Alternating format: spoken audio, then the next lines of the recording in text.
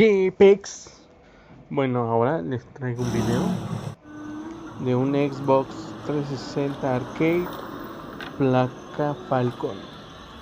En esta consola tenemos el error 0010 y también sale de la misma forma que el otro video. Si no has visto el video de la Xbox 360 Slim 2012, te la dejo aquí en la descripción de abajo. Bueno, le echas WT, dejas que se remoje un poco y con cepillo de dientes tallas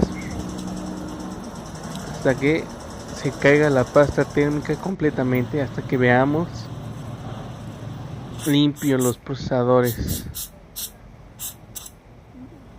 Ya de una vez eso, agarras tu pistola de calor y le das calor oscilatoriamente por unos 15 minutos hasta que veas que como que sale agüita,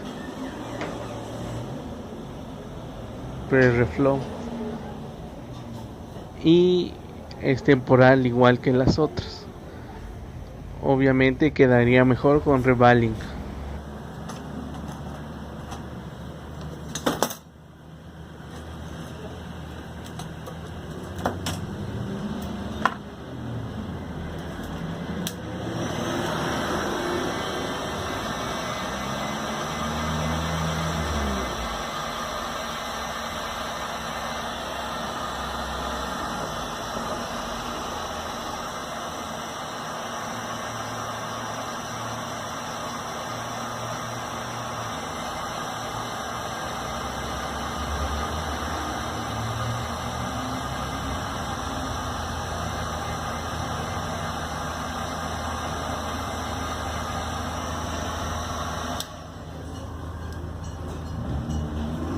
Quedaría mejor con revaling,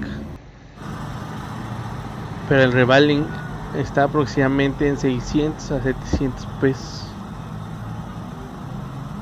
Depende con quién los lleven, hay unos que cobran más. Espero le haya gustado este video.